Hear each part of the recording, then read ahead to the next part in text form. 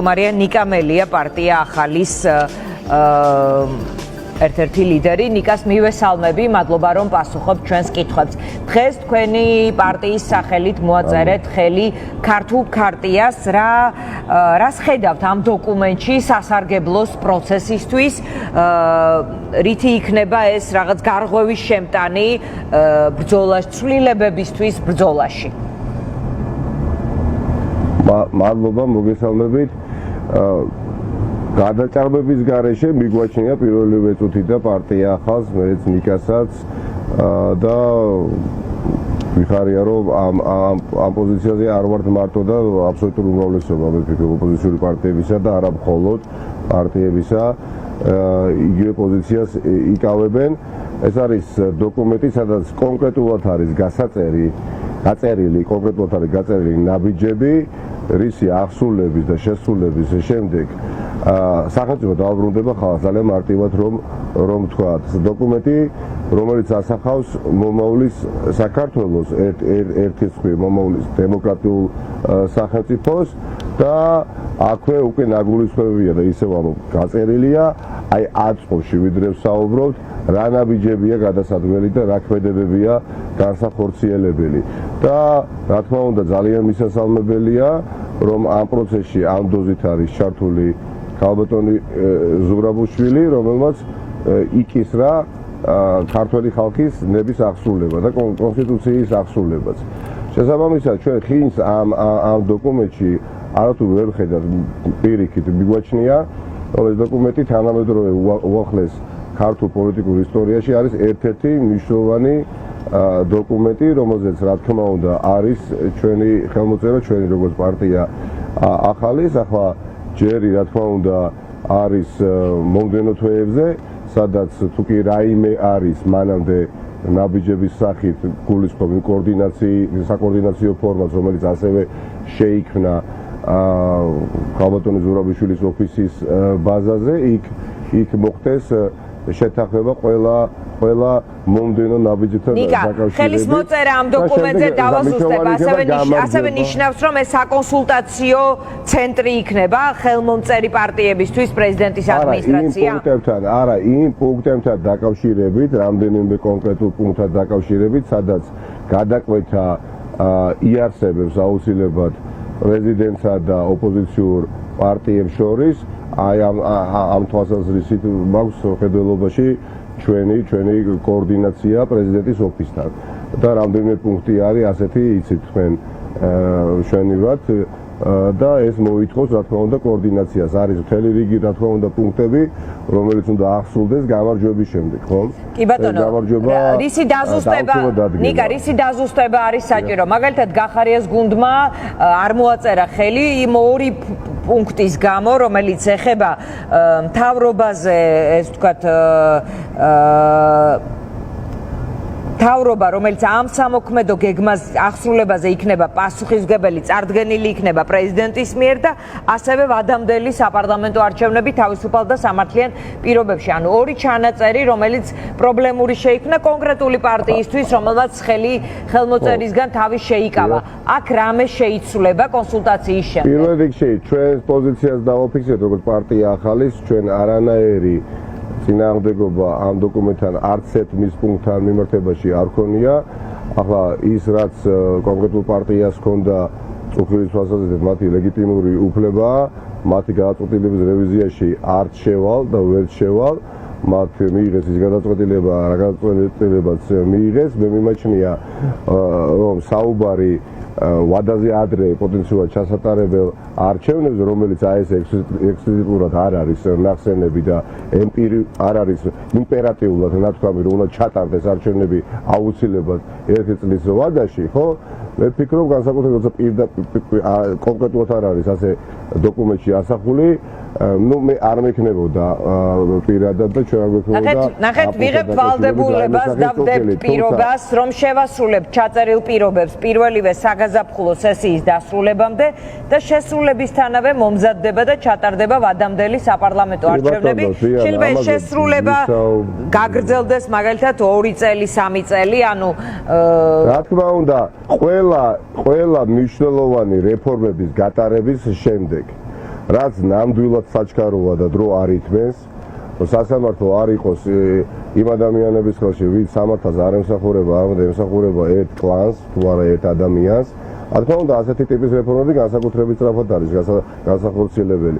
ცენტრალური საარჩევნო კომისია უნდა იყოს მართლაც ცენტრალური საარჩევნო კომისია და არა ერთი ადამიანის ციფრებისა და პროცენტების დაწერის კომისია, ხო?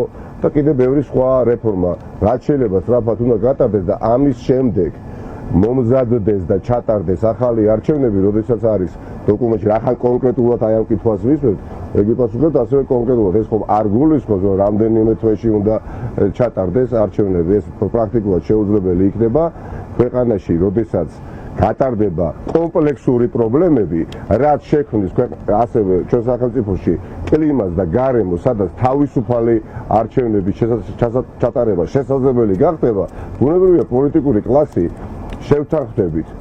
ჩასატარებელია ახალი არჩევნები 2028 წლამდე თუ არ არის ჩასატარებელი და ეს ყველაფერი მოხდება ძალიან მჭიდრო კომუნიკაციაში ალბათ სალომე ზურაბიშვილთან. ჩვენ ასე ვკითხულობთ ამ დოკუმენტს და რაც შეეხება მთავრობასაც, რაც შეეხება მთავრობის დაკომპლექტებას, აქაც კიდევ უფრო კაფეოა ჩვენთვის მოცემულობა პოლიტიკური ოპოზიციური პარტიების კონსენსუსი ქალბატონ ზურაბიშვილთან არის გარდაულად აუცილებელი. უბრალოდ ერთი მეორეს გარეშე ეს ყველაფერი არ წერია, დოკუმენტში არ წერია, მაგრამ საჯაროდ მან ახსენა პროფესიონალების მთავრობა. ანუ თუ იგებთ არჩევნებს, შედიხართ პარლამენტში და მთავრობის ჩამოყალიბებაში გეთქმით სიტყვა, ვინ რომელ პორტფელზე, რომელ პროფესიონალს შესთავაზებთ. თუ შესთავაზებთ თქვენს თანაგუნდელებს, რომლებიც შეიძლება პროფესიონალებიც იყვნენ პარტიულობასთან. არ გამორიცხავს მნიშვნელოვნად არ გამორიცხავს პარტიულ კუთვნილებასაც და კოალიციური მოლაპარაკებების შედეგად იქნება ეს გადაწყვეტილებები მისაღები, ხომ? რომც არ გვინდოდეს ან ქალბატონ ზურაბიშვილსაც რომ არ უნდათ ჯერ არც იზამს, არწმუნებული ვარ და ეს სურვილი და წადილი მას ნამდვილად არ აქვს. პრაგმატული მოსაზრებები და გამომდინარე ეს ყველაფერს თავი დავანებოთ, ვინაიდან კაბინეტი რომელიც იქნება ასე თქვა ჩამოყალიბებული, ბუნებრივია ოპოზიციური და იმ დროისთვის უკვე სახელმწიფო კოალიციური საპარლამენტო სახელმწიფო კოალიციური პარტიების მიერ იქნება დასამტკიცებელი. ამიტომ კოორდინაცია დიანა გარდაუვალი იქნება. თუმცა მანამდე გვაქვს მნიშვნელოვანი 5 თვე და ეს 5 თვე უნდა იყოს ძალიან დინამიური, 5 თვე უნდა იყოს ანუ როგორც ჩანს თქვენს გაქვთ კითხვები იმ ჩანაწერთან დაკავშირებით, რომელზე კითხვების გამოც მაგალითად გახარიას გუნდმა ხელი არ მოაწერა. ანუ რაღაც დაზუსტდებაო, კითხვები არა, მაგრამ აი ნუ რაღაც დაზუსტდებაო მთლად ასე არ. დაზუსტება ის რომ როდესაც თუ მაინდა-მაინც ჩანაწერს ციტირებთ, იქ კოორდინაცია გარდაუვალია, ხო? და მუშა პროცესი უნდა შედგეს. ბუნებრივია, როდესაც კოალიციური მოლაპარაკებები იმართება, აქ კოორდინაცია მნიშვნელოვანი და სწორედ როდესაც ვახსენე ზემოთ საკოორდინაციო ფორმატი, ეს ვიგულისხმე, მეტი არაფერი. და დანარჩენი სხვა მართლმსაჯულების სფეროში განსახორციელებელი რეფორმები იქ ძალიან კაფეოდ არის გაწერილი და ამას ჭირდება ხალხის უმრავლესობის მანდატი საქართველოს პარლამენტში, რომელიც ამ წუთის გომარეობით ასრულებს სანოტარო ბიუროს ფუნქციას და ესეც არის სიმართლე.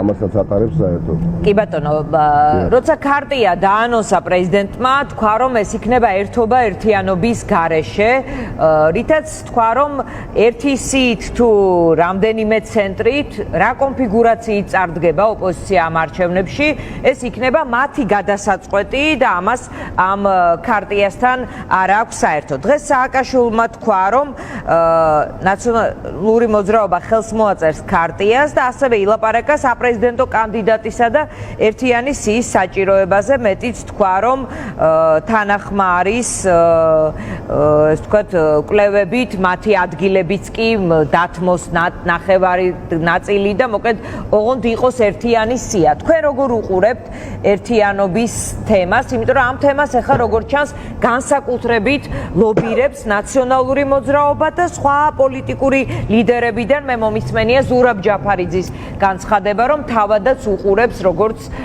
საჭიროს ამ პროცესში.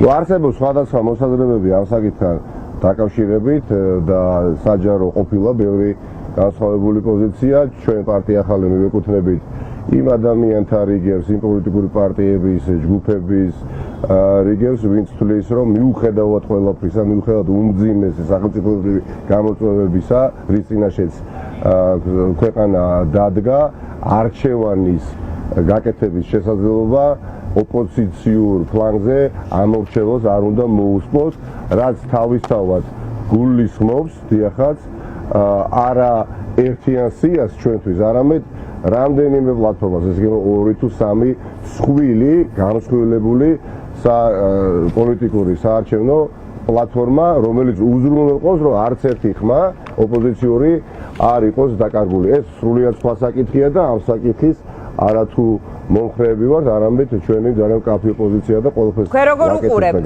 ცალკე იყოს ნაციონალური მოძრაობა, ცალკე იყოს გახარიას გუნდი, როგორც ჩანს, ისედაც ცალკე იქნება და ცალკე იყოს ოცნების და ამ ორი ჯგუფის მიღმა დიდი ოპოზიციური გაერთიანება. კარგი, პოზიტივი, უკანასკნელი თვენახევრის განმავლობაში ცალსახად ამ თვალსაზრისით არის სახეზე, როდესაც ყველა ვთანხმდებით, რომ არც ერთი ოპოზიციური ხმა არ უნდა დაიკარგოს და ამ მიმართულებით კონკრეტული ნაბიჯები უნდა გადაიდგას. თუ რომელი პოლიტიკური პარტია რა კონფიგურაციის ქვეშ მოიქცევს საარჩევნოდ საკუთარ თავს, როგორც სუბიექტს, ხომ? ამას უახლოესი მომავალი გვაჩვენებს, მე ვფიქრობ, რომ დრო, რა თქმა უნდა, ბევრი არ არის, მაგრამ არ ძალიან ცოტაა და დრო არის ოპტიმალური იმისათვის, რომ კონკრეტული გადაწყვეტილებები იყოს მიღებული. თუ კიდევ უფრო დეტალურად გაინტერესებს ჩემი მოსაზრება, კი ბატონო, გვაინტერესებს. როგორი კონფიგურაცია აჯობებდა, დიახაც, მე მიმაჩნია, რომ აუცილებლად ნაციონალური მოძრაობა უნდა იყოს ბევრი მიზეზის გამო. ცალკე პოლიტიკურ პლატფორმად, საარჩევნო პლატფორმად, რომელ პოლიტიკურ პარტიასაც უნდა მასთან საარჩევნოდ თანამშრომლობა და ერთად იასპარეზონ, კი ბატონო, ეს მათი უფლება და ამ გადაწყვეტილებებს ალბათ მიიღებენ და მე მიმაჩნია, რომ მინიმუმ 1 ან 2 დამატებით პოლიტიკური მსხვილი პლატფორმა უნდა არსებობდეს, რომელსაც არანაირი, ვიღოთ რო თქვა, პრობლემა ბარიერის გადალახვის არ იქნება. და ყველა ის პოლიტიკური პარტია, რომელიც სულ მცირე ხანში საკუთარ თავს გამოუწყდება, რომ აქვს პრობლემა ან რისკის ქვეშ შეიძლება დადგეს ყველაფრის გათვალისწინებით, რაც ქვეყანაშია და რასაც ოლიგარქატი ისთავაზობს საარჩევნოდ პარტიას, რომ ბარიერი ვერ გადაილახოს, აუცილებელია, რომ საკუთარი თავი გაეწევრიანოს ამა თუ იმ პლატფორმაში. აი ეს არის, რასაც ჩვენ ლობირებთ. საერთო საქმის გარშემო ერთობა არის, ერთობა არის და არა საერთო ნაციონალურ მოძრაობას რატომ უნდა საერთო სია? იმიტომ რომ ძალიან ლობირებენ ამ პროცესს. საერთო საქმის საკითხების გარშემო ერთობა არის მნიშვნელოვანი და ეს ერთობა არსებობს და არა საერთო სიაში წილის გადანაწილება, რომელიც კონტრპროდუქტიულია. მე გუწველად ვფიქრობ, რომ ემოციურად შეიძლება ძალიან ცოტა ადამიანი არ იყოს, ვისთვისაც აღმართულანებელიც იყოს, რომ აიმე გაერთიან და ოპოზიცია სინამდვილეში კონტრპროდუქტიული იყოს პროცენტებში, როდესაც გამოიხატება ეს და გამოიხატება უბრალოდ მონაცემებში. ძალიან ეკლექტური ამორჩეველი არსებობს ჩვენ ქვეყანაში ოპოზიციურად განწყობილს გულისხმობ. არავითარ შემთხვევაში არ გულისხმობს და მე და პარტია ახალს გვაქვს შესაბამისი ცოდნა, მიგვაჩნია ყოველთვის პრეტენზია, რომ ვიცნობთ ქართულ ამორჩევლს ის, რომ ბიზინა ივანიშვილი მიაჩნიათ მოღალატეობრივი პოლიტიკის გამტარება და ეს ასე არის, რომელმაც ყველაფერი გააკეთა, რომ საგარეო პოლიტიკური კურსი შეეცვალა, რომელიც ძალადობს, რომელიც სიამაყით გამოდის, ბრიფინგებს ატარებს ცენტრალური ოფისიდან, ამბობს, რომ დიახაც მე ვიძალადე გუშინ თქვენს წინააღმდეგ, დიახაც მე შეგიგებეთ კედლები, დიახაც მე დაგაპატიმრეთ, იმიტომ რომ თქვენ შეურაცხყოფა მომყევთ, მეც უნდა მოგაკეთოთ. ანუ ეს აღარ არის პარტია, ეს აღარ არის სახელმწიფო პარტია, ეს არის ბან ფორმირება, რომელსაც მიტაცებული აქვს ხელისუფლება. აი მიუხედავად აი ამ ძიმე მოცემულობისა, ბევრი მიზეზის გამო ერთიანი სია არის კონტრპროდუქტიული საერთო მიზნის მიღწევის გზაზე. ჩვენი პოზიცია არის აქ ძალიან მტკიცე, თუმცა ისევ ვიტყვი, რომ გამსხვილება არის მნიშვნელოვანი. და თუ კი რომელიმე პარტია რომ ახლა გაჯიუტდება, უხეშად არ მიგდა გამომივიდეს და დამოუკიდებლად გადაწყვიტავს ასპარეზობას და თელს ქვეყანას ეწოდინება, ბევრი სოციოლოგიური კვლევა ჩატარდება, მანამდე რომ თეორიული შანსიც კი არ აქვს მას ბარიერის გადალახვის. და მაინც დამოუკიდებლად იასპარეზოს, ბუნებრივია ეს ყველაფერი საჯაროდ უნდა გამოვიდეს და უნდა ითქვას მაქსიმალურად კორექტულ ფორმებში და ამორჩეველი უნდა იყოს ინფორმირებული, რომ ისეთ პოლიტიკურ პარტიას ხმა არ მისცენ, სადაც არსებობს უდიდესი ალბათობა, რომ ეს ხმა მიცემული ოპოზიციისთვის და პარტიისთვის აღმოჩნდეს მერე ივანიშვილის ყრილობაში. ჩვენ გამოვრიცხავთ ერთიან სიას მხოლოდ და მხოლოდ მარტივი მიზეზით. არ არსებობს ემპირიული ცნობები, ყოველთვის თავი დავანებოთ ჩვენს გამოცდილებას, რომელიც ცხადყოფს, რომ ერთიანი სია არის მომგებიანი. არ არსებობს უბრალოდ და ეს არის მიზეზი, რატომაც ნაციონალურმა მოძრაობამაც იცის ეს და წაგება უნდა. ნაციონალურ მოძრაობას ეს პოზიცია, რატო აქვს ეს პოზიცია მათ არ ვიცი მეპატრონეებს, ლიდერებს, არ ვიცი, ეს არის მათი არჩევანი, მე შეიძლება მქონდეს პასუხი ამ მათ ასე თქვათ სურვილზე უბრალოდ თავშევიკავებია. ახლა ამ კითხვაზე პასუხის გაცემის. ჩემი ამოცანა არ არის დებატებში შევიდე თუ ნებისმიერ ოპოზიციურ პარტიასთან. ჩემი და ჩვენი პარტია ახალი ნიკასი ჩემი ამოცანა არის ამორჩეველს შევთავაზოთ ბევრად უფრო უკეთესი ალტერნატიული გზა და ჩვენთვის ეს არის რამდენიმე პოლიტიკური პლატფორმა. პირველ რიგში სადაც იქნება პოლიტიკური პარტია ახალი, მე მიმაჩნია ეს პლატფორმა იქნება მთავარი ოპოზიციური პლატფორმა და წარმატებების სხვა ოპოზიციურ პლატფორმას დიახაც ვინდა არ გვინდა მოგწონს არ მოგწონს დიახაც ყველამ თავისი უნდა მოიტანოს საერთო ყურადღებაში. ყველამ უნდა იშრომოს ძალიან ბევრი, რომ არავინ მაქსიმალურად არ დარჩეს სახლში და ყველამ გააკეთოს არჩევანი სხვადასხვა ოპოზიციური პარტიის სასარგებლოდ და საერთო ჯამში მიუხედავად ამ გამოწვევისა პლურალისტული მრავალფეროვანი პარლამენტი მივიღოთ. ძალა ერთობაშია, ხშირად ვამბობთ, მაგრამ კიდევ უფრო ვისურვებდი, რომ გვეთქვა, რომ ძალა მათ შორის მრავალფეროვნებაშია. ვისთან ცენტრებზე არის საუბარი? მე მოვისმინე თქვენი თანაგუნდელის განმარტება, რომელიც საუბრობდა ლელოსთან თითქოს აი პროცესში მყოფ კონსულტაცია, პროცესში მყოფ პროცესზე, რომელიც არის ახლა სადღაც შუაგზაზე თუ ფინალისკენ არა, არის ამაზე საუბარი თქვენსა და ლელოს შორის ერთობაზე? ჩვენ დეკლარირებული გვაქვს პოზიცია ამ თვალსაზრისით მაქსიმალურად მოქნილი პოლიტიკური პარტია, მიგვაჩნია, რომ არსებული გამოწვევების მიხედვით კიდევ უფრო მეტად უნდა დაახლოვდეს საერთო შეხების წერტილები პარტიებს შორის, თუ რომელ პარტიასთან იქნება არაფორმალური ბლოკი ჩამოყალიბებული, ამას გარკვეული დრო დაჭირდება. მაგრამ საერთო ჯამში ჯერა რომ ყველა ნაბიჯი, რომელიც გადაიდგება ჩვენს მიერ, იქნება გათვლილი მხოლოდ და მხოლოდ შედეგზე და არა ემოციებზე და არა მით უმეტეს ვიწრო პარტიულ ინტერესზე. დიახაც თავდადლობის გარეშე ვამბობ და არც აროგანტულად გვინდა რომ აი მე ნათქვამი გამოგვივიდეს, ჩვენ მიგვაჩნია რომ არის საკითხები, რომელშიც შესაძლებელია ბევრად უკეთ ვიყოთ გაცნობიერებული, რა საფრთხეს შეიცავს ეგრეთ წოდებული საერთო სია, ვიდრე მავანი და არ მინდა რომ ემოციურად გადაწყვეტილება მივიღოთ და იქნება რა თქმა უნდა თანამშრომლობა, ჩვენ გვაქვს საუბარი პრაქტიკულად ყველა ოპოზიციურ პარტიასთან, ყველა მნიშვნელოვან პოლიტიკურ აქტორთან, მაგრამ რა სახეს მიიღებს ჩვენი მათთან თანამშრომლობა, ამას უახლოესი მომავალი გვაჩვენებს ნამდვილად და ამას ვერ გავექცევით. ამას აუცილებლად გაგაგებიეთ და თქვენის მეშვეობით საზოგადოებას. დრო როგორ არის?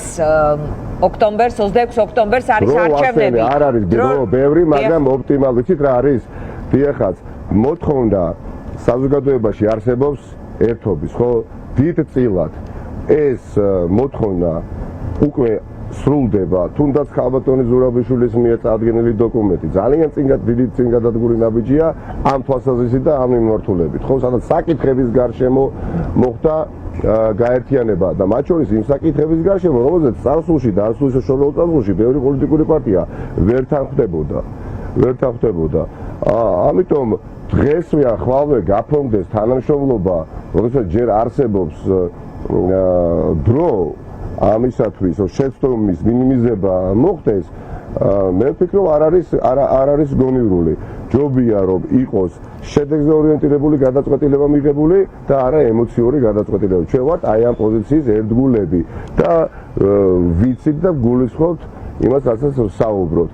მე რომ ჯეროდეს და ნიკას რომ ჯეროდეს ნაციონალურ მოძრაობასთან საერთო სიაში ყოფნა ჯამს ზრდის მეწმუნეთ მიუხედავად იმისა რა მოხდა იმ პარტიაში და რა არ მომწონს და არასოდეს მომეწონება ამ ყველაფერს განზე გადავდებდი მიუხედავად იმისა რომ 7-8 თვის წინათაც მეც და ათასობით ადამიანს გჯეროდა რომ რუსული გამოწვევა უმტკივნეულესი იყო და მიგვაჩნდა რომ ჩვენ დიახაც რუსულ პოლიტიკას ვეწინააღმდეგებოდით და რუსულმა კანონმა მნიშვნელოვნად ბევრი არაფერი არ შეცვალა ჩვენთვის და ამის და მიუხედავად მოხდა და გააკეთეს ისაც გააკეთეს ამაზე არ ვსაუბრობთ უბრალოდ ჩვენ გვინდა ჯამი გაიზარდოს ოპოზიციის და არ გვინდა რომ უბრალოდ ერთი კვირა გაუხარდეს საზოგადოების დიდ ნაწილს ერთობის გამოცხადება მაგრამ შედეგი იყოს არა დამაკმაყოფილებელი და შედეგი იყოს გაწმილებული ძალიან ბევრი ადამიანი ვინაიდან და პასუხისგებლობა ჩვენ გვაქვს ძალიან დიდი პოლიტიკოსებს ასე მიმაჩნია ნიკა მადლობა